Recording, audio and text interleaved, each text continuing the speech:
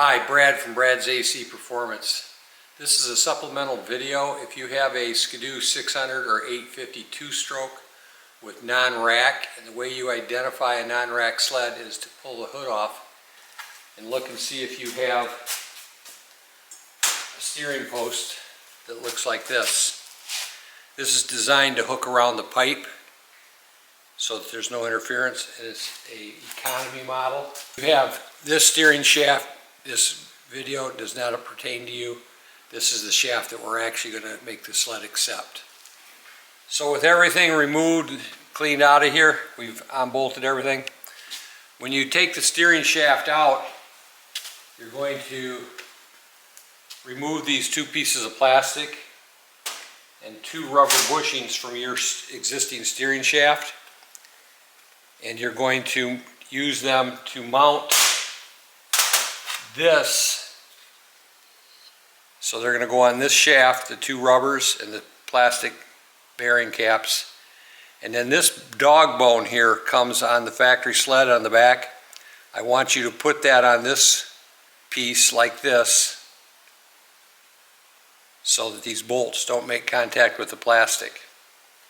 And then on the other piece, I supply in the kit the two rubber O-rings, the two plastic bushings, and the aluminum spacers that you see.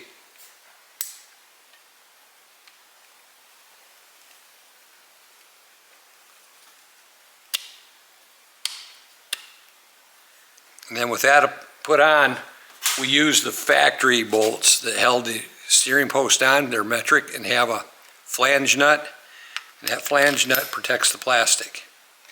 And then we use that to install in the snowmobile. Now, as long as I'm here, let's get started on the install. So the bolts are in place. The spacer I provide, the spacer goes with this tongue down.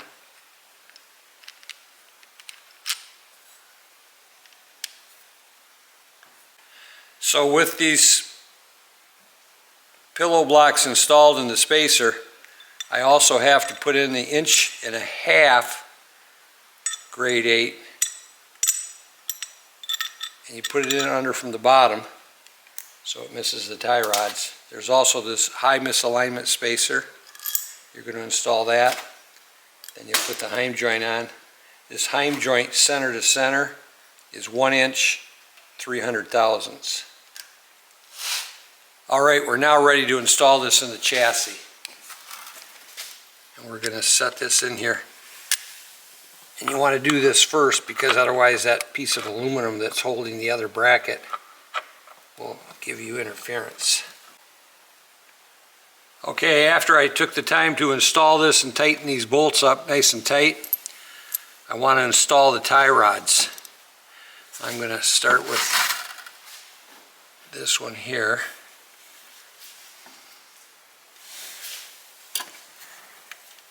Alright, so I've installed the idler arm, and it's bolted to the bracket that the original steering post was bolted to, with the original steering post bolts with the flange nut and no dog bone washer behind the idler arm.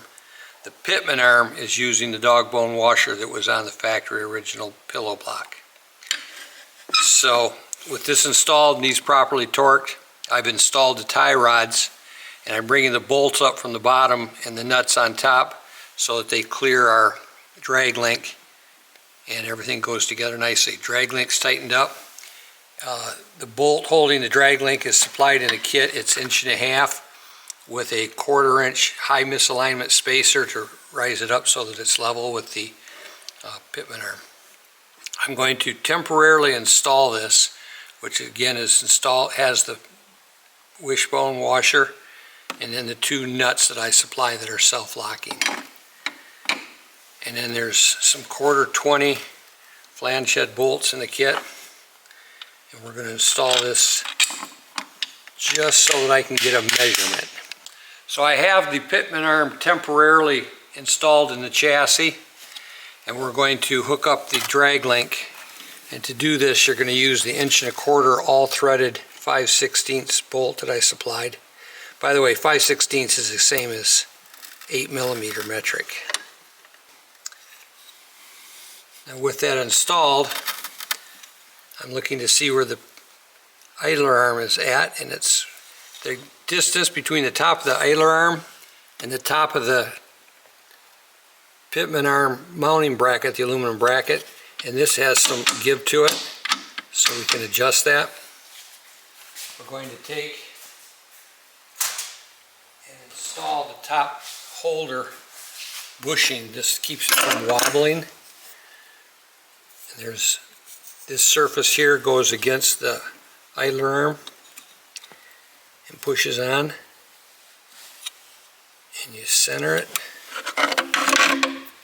Pair of vice grips. See that move? That's what I wanted to see. That's perfect.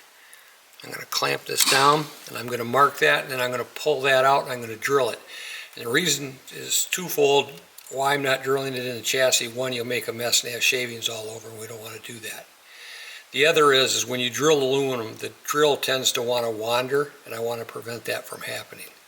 So I'm going to mark this, and then I'll take it over to my vise and drill it. We'll come back and install it. Alright, so everything's installed. I've got these 5/16 with shouldered bolts here and shouldered nuts on back, blue Loctited in place.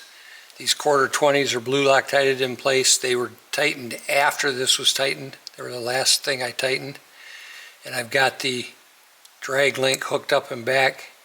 And the next thing you want to do is put the sled down on the floor and just check and make sure your alignment's close. Things are going to change as we put the power motor and stuff in.